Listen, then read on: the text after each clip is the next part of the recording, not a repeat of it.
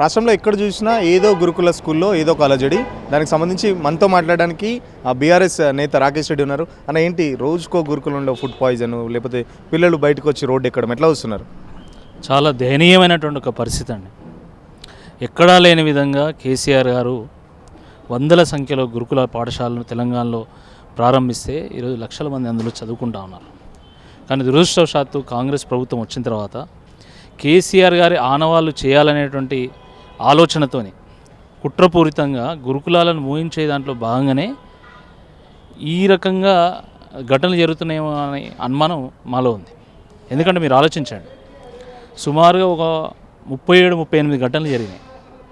సుమారుగా ఒక 900 మంది ఆసుపత్రుల పాలైతే దాంట్లో దాదాపు 8 మంది విషాహారం వల్ల చనిపోయారు. కొన్ని ఒత్తిడితో ఆత్మహత్యల కారణంగా కానీ అనారోగ్యం పాలవడం వల్ల కానీ మొత్తం 48 మంది చనిపోయారు. 48 మంది అంటే 48 వారాలలో 48 మంది అంటే వారానికి ఒక్కరు చొప్పున గురుకులాల్లో చిన్నారులు చనిపోతున్నారు. అయినా కూడా కనీస స్పందన లేదు. విద్యాశాఖ మంత్రిగా ఉన్నటువంటి ముఖ్యమంత్రి గారు ఎందుకు స్పందిస్తారో ఇప్పటికీ అర్థం కావడం లేదు. ఇక మహిళా మంత్రులు ఉన్నారు మనకైతే, కొండా సురేఖ గారు, సీతక్క గారు. వాళ్ళు షూటింగులు తీసుకోవడానికి, రీళ్లు చేసుకోవడానికి, దావతులు చేసుకోవడానికి, వాటిని లైవ్లో పెట్టడానికి కూడా సమయం ఉన్నది వాళ్ళకి. కానీ చిన్నారులు ఆత్మహత్య చేసుకుంటుంటే కనీసం గురుకుల పాఠశాలను విజిట్ చేయాలి, సమస్యను తెలుసుకోవాలి, దానికి ఒక పరిష్కారం కనుగొనాలనే కనీస ఆలోచన లేదు.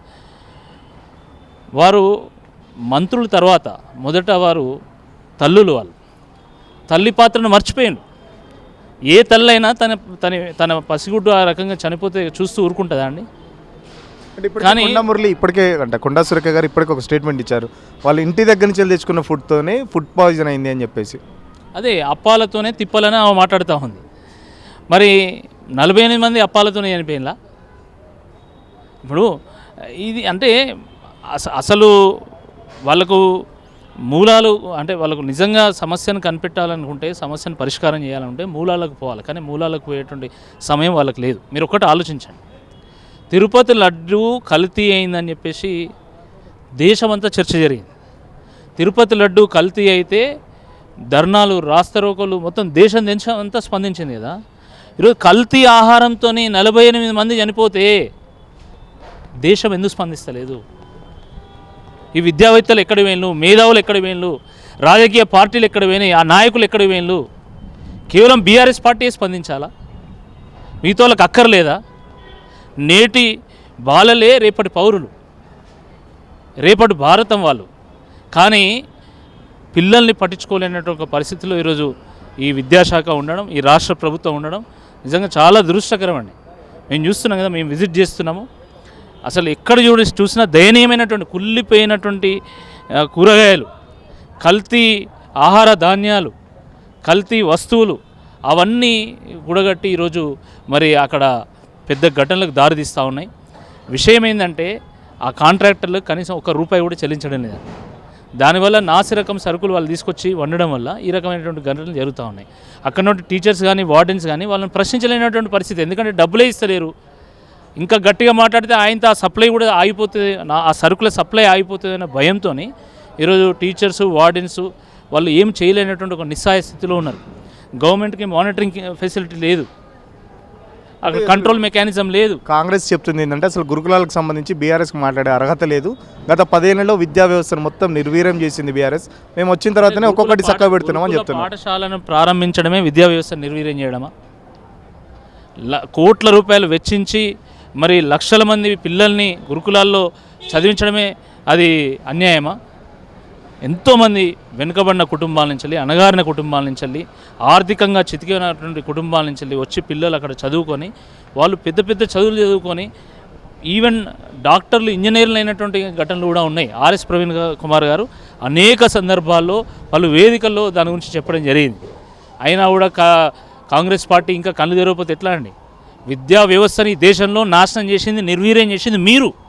స్వతంత్రం వచ్చిన తర్వాత విద్యా వ్యవస్థను మార్చాల్సింది పోయి బ్రిటిష్లోని విద్యా వ్యవస్థను ఇక్కడ తీసుకొచ్చి మొత్తం ఒక బానిస వ్యవస్థను నిర్మాణం చేసింది మీరు. మాట్లాడతారా ఇంకా విద్యా వ్యవస్థ గురించి? ఈ రాష్ట్రంలో తెలంగాణ రాకముందుకు ఎన్ని యూనివర్సిటీలు ఉన్నాయి, ఇప్పుడు ఎన్ని యూనివర్సిటీలు ఉన్నాయి? తెలంగాణ రాకముందుకు ఎన్ని మెడికల్ కాలేజీలు ఉన్నాయి, ఈరోజు ఎన్ని మెడికల్ కాలేజీలు ఉన్నాయి? అది చాలదా చెప్పడానికి? అసలు విద్యా వ్యవస్థను బీఆర్ఎస్ పార్టీ ఏ రకంగా నిర్మాణం చేసుకుంటూ వచ్చిందో ఈరోజు మీరు నిర్వీర్యం చేస్తున్నారు. కేసీఆర్ గారు ఆనవాళ్ళను లేకుండా చేయాలనేటువంటి కుట్రలో భాగంగా ఈ రకంగా చేస్తున్నారు. అంటే మీరు తిడితే బీఆర్ఎస్ని తిట్టండి, ఎదుర్కొంటే బీఆర్ఎస్ని ఎదుర్కోండి, కానీ బీఆర్ఎస్ని ఎదుర్కోవాలనేటువంటి ఆలోచనలో భాగంగా గురుకులాలను మూసేస్తే తప్పకుండా రేపు ప్రజలే మీ ప్రభుత్వాన్ని మూసేస్తారనేటువంటి వాస్తవాన్ని గ్రహించాలి. పక్కన ఇంటిగ్రేటెడ్ స్కూల్స్, ఇంటర్నేషనల్ స్టాండర్డ్స్లో స్కూల్స్ తెస్తామేమని చెప్పేసి కాంగ్రెస్ గొప్పలు చెప్తుంది. మరి ఇటు పక్కన చూస్తున్నాం గురుకులకు సంబంధించి కనీసం ఫుడ్ పెట్టలేని పరిస్థితి, ఒక పక్కన ఫుడ్ పాయిజన్ కావడం ఎట్లా అనిపిస్తుంది? మీరు ఇంటర్నేషనల్ స్కూల్స్ తీసుకొస్తారా, ఇంకా అంతరిక్షానికి సంబంధించిన స్కూల్స్ తీసుకొస్తారా, మీ ఇష్టం అది. కానీ ఈరోజు బళ్ళల్లో చాక్ పీసులు కొనడానికి కూడా డబ్బులు లేవండి. కనీసం మెయింటెనెన్స్కు డబ్బులు ఇవ్వలేనటువంటి ఒక పరిస్థితి ఉంది. ఈరోజు అక్కడ మధ్యాహ్న భోజనం వండి పెట్టేటువంటి వాళ్ళకి 1000 రూపాయలు 2000 రూపాయలు ఇవ్వడానికి కూడా మీ దగ్గర డబ్బులు లేవు. జీతం నెలకు 1000 రూపాయలు 2000 రూపాయలు. ఆ కాంట్రాక్టర్లకు డబ్బులు చెల్లించడానికి డబ్బులు లేవు, కానీ మీరట పోయి ఇంటర్నేషనల్ స్కూల్స్ నిర్మాణం చేస్తారట. అమ్మకు అన్నం పెట్టలేనాడు పినతల్లికి బంగారు గాజులు చేసి చేపిస్తా అన్నట్టున్నది వీళ్ళ కథ. ఇదంతా సాధ్యమయ్యేటువంటి ముచ్చట కాదు. ఈరోజు ప్రభుత్వం వచ్చి 12 మాసాలు గడిచింది. మోసానికి 12 మాసాలు. ఈ 12 మాసాల్లో మీరు చెప్పుకునేటివి ఏంటి అంటే ఇవి: 48 మంది గురుకుల చిన్నారులు చనిపోవడము, రైతులను ఆగం చేయడము, వాళ్ళ కనీస ధర కల్పించలేకపోవడము, లేకపోతే హైడ్రా పేరు మీద పేద ప్రజలు ఇల్లు గులగొట్టడం, మూసి పేరు మీద ఇల్లు గులగొట్టడము, ఈ రకంగా చెప్పుకోవడానికి ఉన్నాయి తప్ప ఇంకా మీరు నిజంగా ప్రజలకు ఏమైనా చేసిన చెప్పుకోవడానికి ఏమున్నాయి? వరంగల్కి వచ్చిండు మొన్న ముఖ్యమంత్రి గారు. వరంగల్కి వచ్చి అసలు దేనికోసం సభ పెట్టినా అనేది క్లారిటీ లేకుండా ఆయన సభ పెట్టి వెళ్ళిపోయాడు. మీరు విజయోత్సవం పేరు మీద సభ పెట్టినలా, విజయోత్సవం పేరు మీద పెడితే దేంట్లో విజయం సాధించండు, లేదా ఇంకేదైనా మహిళా శక్తి అని పెడితే మరి మహిళా విషయంలో మీరు ఏం చేసిండు? ఏ క్లారిటీ లేకుండా కేవలం కేసీఆర్ గారిని తిట్టిపోవడం. 6 గ్యారెంటీ అమలు చేసిన పక్క రాష్ట్ర ఎన్నికల పార్టీలో దానికి కూడా ఎన్నికల ప్రచారంలో కూడా చెప్తారు కదా. వరుస వైఫల్యాలతోని రాష్ట్రం ఆగమాగం, 6 గ్యారెంటీలకు ఎగనామం, ప్రజలకు పంగనామం, ఇది కాంగ్రెస్ పార్టీ విధానం అన్న చందంగా వీళ్ళు పరిపాలన చేసి మేము 6 గ్యారెంటీలు అమలు చేసినాం. ఇక్కడ లంబాడీల లడాయి, అక్కడ బొంబాయిలో కాంగ్రెస్ కూటమి కూల్చింది. ఫస్ట్ మీరు అది ఆలోచన చేసుకోండి. మీరు ప్రజల మీద పడి ఈరోజు దోచుకోవాలి, వాళ్ళ భూములు గుంజుకోవాలనేటువంటి ఆలోచన చేస్తే దాన్ని బొంబాయిలో ఉన్నటువంటి ప్రజలు గుర్తించి ఇలాంటి ప్రభుత్వం మాకు వస్తే మా రాష్ట్రం పరిస్థితి కూడా ఖతమైపోతుంది అని చెప్పి ఆలోచించి వాళ్ళు ఓట్లు వేసింది. ఇక్కడ రియల్ ఎస్టేట్ ఖతమైపోయింది, కన్స్ట్రక్షన్ ఖతమైపోయింది, టెక్స్టైల్ ఇండస్ట్రీ ఖతమైపోయింది, హోటల్ ఇండస్ట్రీ, టూరిజం ఇండస్ట్రీ మొత్తం ఖతమైపోయి ఈరోజు ప్రజలు ఉద్యోగాలు కోల్పోయేటువంటి ఒక పరిస్థితుల్లో మహారాష్ట్ర ఏమన్నా కన్ను మూసుకొని ఉంటుందా? మహారాష్ట్ర గ్రహించలేదా? మహారాష్ట్ర గ్రహించింది. కాంగ్రెస్ పార్టీ వస్తే మహారాష్ట్రం కూడా కుప్పగూలుతుంది. కనీసం దవాఖానలో మందులు కొనడానికి కూడా డబ్బులు ఉండవు. కాబట్టి అలాంటి ప్రభుత్వం మాకు వద్దు అని చెప్పేసి ఈరోజు కాంగ్రెస్ పార్టీని తిరస్కరించిండ్రు. రేవంత్ రెడ్డి గారు ప్రచారం చేసిన దగ్గర కేవలం ఒక్క దగ్గరనే వాళ్ళు గెలవడం జరిగింది. కాబట్టి రేపు తెలంగాణలో రేవంత్ రెడ్డి గారి పరిస్థితి ఏందో మనకు బొంబాయి రిజల్ట్స్ చెప్తా ఉన్నాయి. తప్పకుండా ఇక్కడ కూడా కాంగ్రెస్ కోట కూలక తప్పదు. ఖచ్చితంగా ఇప్పటికైనా గురుకులాలకు సంబంధించి గవర్నమెంట్ ఒక మంచి విధానం తీసుకురావాలి. ఎందుకంటే గురుకులాలకు సంబంధించి ఖచ్చితంగా బడ్జెట్ పెంచి పిల్లలకు నాణ్యమైన ఫుడ్ కానీ నాణ్యమైన విద్య అందించాలని చెప్పేసి రాకేష్ రెడ్డి చెప్తున్నారు.